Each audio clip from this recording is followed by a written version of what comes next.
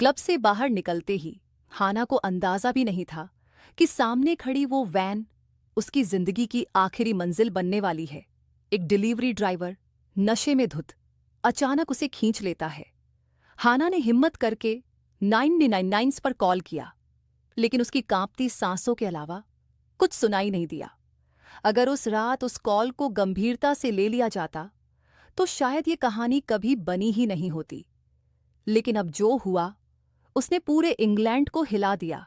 14 मार्च 2003 की रात के 10:50 बज रहे थे। 17 साल की हाना फोस्टर इंग्लैंड के साउथहैम्पटन के एक क्लब से बाहर निकल रही थी। वो चल ही रही थी कि वैन में सैंडविच डिलीवर कर रहे एक आदमी की नज़र उस पर पड़ी और उसने उसे पकड़ लिया।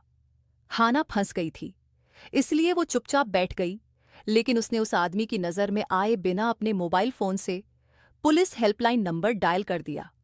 कॉल रिसीव हो गई। हाना मदद के लिए कुछ नहीं कह सकी। वो आदमी उससे गंदी बातें कर रहा था और वो आवाज़ फ़ोन के दूसरी तरफ सुनाई दे रही थी। लेकिन हाना की बदकिस्मती ये थी कि दूसरी तरफ कोई पढ़ा लिखा अनपढ़ इंसान बैठा होगा। जब किसी ने मदद के लिए बात नहीं की तो उसने फ़ोन काट दिया। नशे में धुत उस आदमी ने हाना के साथ रेप किया। हाना फूट फूट कर रोने लगी। फिर पकड़े जाने के डर से कातिल एक सुनसान जगह पर गया और हाना का गला घोंट कर उसे मार डाला और बिना कपड़ों के एक झाड़ी में फेंक दिया। उसने उसके कपड़े, बैग और मोबाइल फ़ोन उसकी बेजान देह पर फेंक दिया और घर आकर चैन की नींद सो गया। 17 साल की हाना फोस्टर अभी स्कूल में थी। वह अपनी माँ हिलेरी फोस्टर और पिता ट्रेवर फोस्टर के साथ साउथहैम्पटन में रहती थी। उसकी एक छोटी बहन भी थी जिसका नाम सारा था। 14 मार्च 2003 की शाम को वह दोस्तों के साथ पार्टी में गई और वापस नहीं लौटी। रात के 1 बजे हाना की मां को चिंता हुई। उन्होंने हाना के मोबाइल फ़ोन पर कॉल किया, लेकिन कॉल रिसीव नहीं हुई। माता पिता की चिंता बढ़ी तो उन्होंने उसके दोस्तों को कॉल किया। सबने बताया कि हाना करीब 10:30 बजे क्लब से निकली थी। 15 मार्च 2003 की सुबह माता पिता पुलिस स्टेशन पहुंचे और शिकायत दर्ज कराई कि उनकी बेटी हाना गायब है। पुलिस ने जांच शुरू की। 16 मार्च की सुबह एक 15 साल का लड़का सड़क से गुजर रहा था। वहां उसने एक झाड़ी में एक छोटी लड़की की लाश पड़ी देखी। उसने पुलिस को सूचना दी। वह लाश हाना फोस्टर की थी। उसके माता पिता को तुरंत सूचित किया गया और उसकी लाश को पोस्टमार्टम के लिए भेज दिया गया। पोस्टमार्टम रिपोर्ट से पता चला कि हाना के साथ रेप किया गया था और फिर रात में गला घोंट कर मार दिया गया था। रेप और मर्डर की इस घटना ने पूरे इलाके को हिलाकर रख दिया। पुलिस की जांच जारी थी। पुलिस ने इलाके के सीसीटीवी फुटेज चेक किए। बदकिस्मती से जिस जगह से हाना को ले जाया गया था वहां कोई कैमरा नहीं था। पुलिस ने उन 7 गाड़ियों को टारगेट किया जो मर्डर के समय वहां से निकली थीं। 5 दिन बीत चुके थे। छठे दिन इंग्लैंड के एक मशहूर चैनल के क्राइम वॉच प्रोग्राम में 7 कारों के विजुअल दिखाए गए। प्रोग्राम देख रहे एक आदमी ने 7 कारों में से एक को पहचान लिया और तुरंत पुलिस स्टेशन पहुंचा। उसने इंस्पेक्टर से कहा, सर, मेरा नाम माइकल है। मैं हेजलहुड फूड्स का एम्प्लॉई हूं। हाना रेप और मर्डर केस में आपने जो 7 कारें दिखाई हैं उनमें से एक को मैं पहचानता हूं। वह कार हमारी कंपनी के एक एम्प्लॉय की है। हाना के रेप और मर्डर वाली रात वह आदमी उसी इलाके में सैंडविच डिलीवर करने गया था। इंस्पेक्टर ने तुरंत पूछा, उसका नाम क्या है? मनिंदर पाल सिंह। वह असल में इंडिया का रहने वाला है। इंग्लिश पुलिस ने तुरंत हेजलहुड फूड्स कंपनी की जांच की।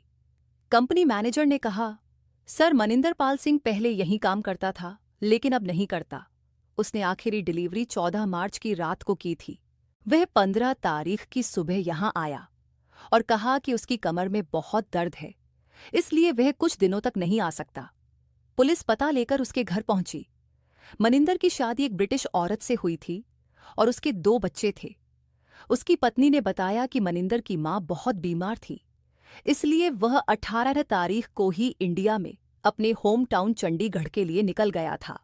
एक तरफ इंडिया सरकार ने मनिंदर पाल सिंह की चंडीगढ़ में जांच करवाई और दूसरी तरफ उस वैन की जांच शुरू कर दी। वैन में हाना के बाल, हाथापाई के निशान और सीमेंस मिला। पुलिस ने उसके लॉक का मैच मनिंदर की पत्नी और बच्चों के डीएनए से करवाया। सीमेंस मैच हो गया।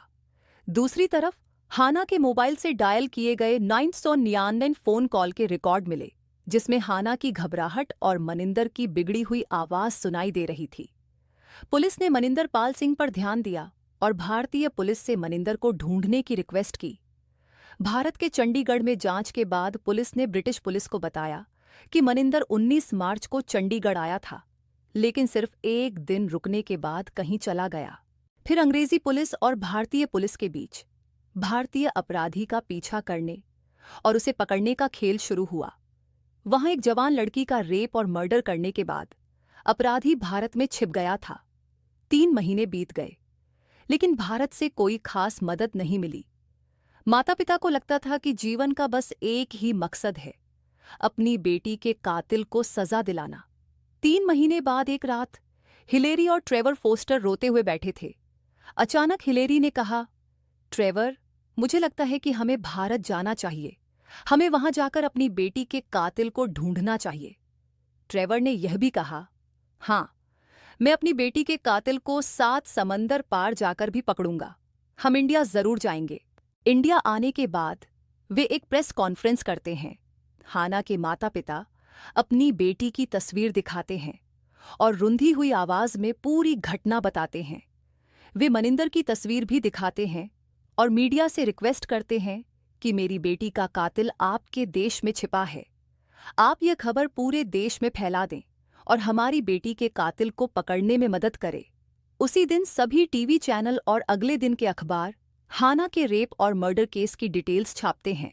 हाना के माता पिता फिर चंडीगढ़, दिल्ली, मुंबई जैसे कई बड़े शहरों में प्रेस कॉन्फ्रेंस करते हैं और अपनी बेटी के कातिल को ढूंढने में मदद मांगते हैं। वे इंडिया के जरूरी शहरों में भी अपनी बेटी हाना और कातिल की तस्वीरों के साथ सड़क के बीच में खड़े होकर इंसाफ की मांग करते हैं। जब मनिंदर इंग्लैंड के साउथहैम्पटन में रहता था तो वह दाढ़ी मूंछ रखता था और सिर पर पगड़ी बांधता था। इंडिया से भागने के बाद उसने अपने बाल कटवा लिए और क्लीन शेव कर ली ताकि कोई उसे पहचान न सके।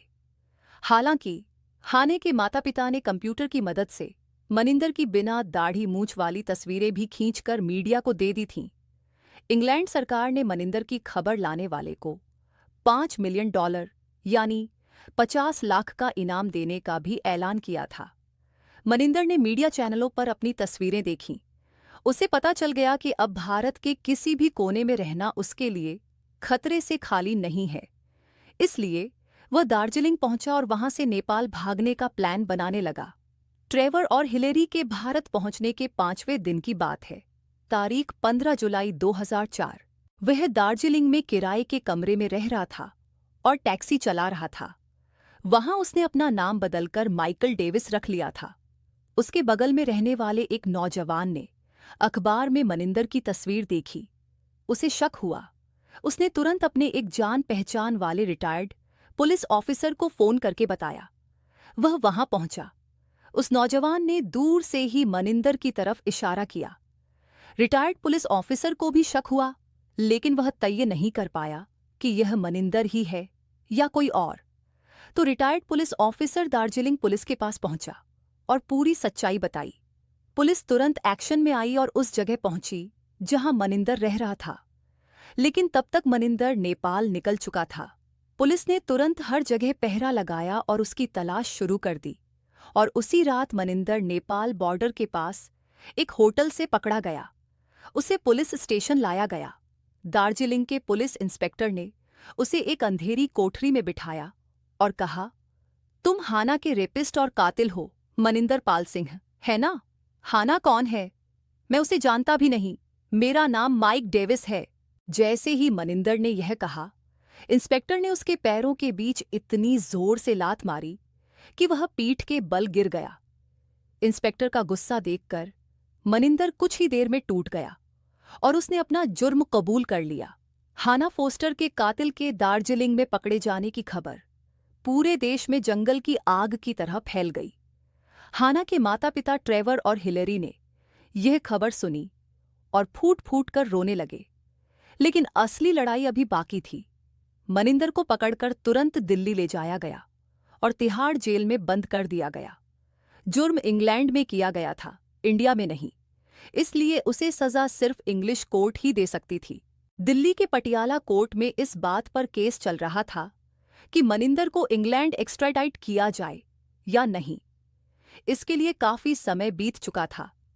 ट्रेवर और हिलेरी फॉस्टर इस बीच वापस इंग्लैंड चले गए, लेकिन वहां रहकर भी वे लड़ते रहे। इंग्लिश पुलिस भी मनिंदर को एक्स्ट्राडाइट करने की कोशिश करती रही। फिर भी यह लड़ाई अगले 3 साल तक चलती रही। आखिरकार 28 जुलाई 2007 को 15 नवंबर 1993 को लागू हुई इंडिया यूके एक्स्ट्रेडिशन ट्रीटी के तहत इंडियन कोर्ट की इजाजत से मनिंदर को इंग्लैंड भेज दिया गया। मनिंदर इंडिया के इतिहास में पहला ऐसा इंसान था जिसे किसी जुर्म के लिए इंडिया से इंग्लैंड भेजा गया था। केस की सुनवाई इंग्लिश कोर्ट में हुई। उसने इंडिया में जुर्म कबूल कर लिया था, लेकिन वह वापस वहीं चला गया। लेकिन कोर्ट के पास उसके खिलाफ काफी सबूत थे। आखिरकार 25 नवंबर 2008 को विंचेस्टर क्राउन कोर्ट ने उसे 24 साल जेल की सजा सुनाई। ये क्राइम केस सच में इमोशनल है, जो इंग्लैंड या इंडिया की पुलिस नहीं कर पाई, वो एक बेटी के माता पिता ने सिर्फ 5 दिनों में कर दिखाया और गुनहगार को सलाखों के पीछे पहुंचा दिया। इंसाफ के लिए लड़ने वाले ऐसे माता पिता को सलाम।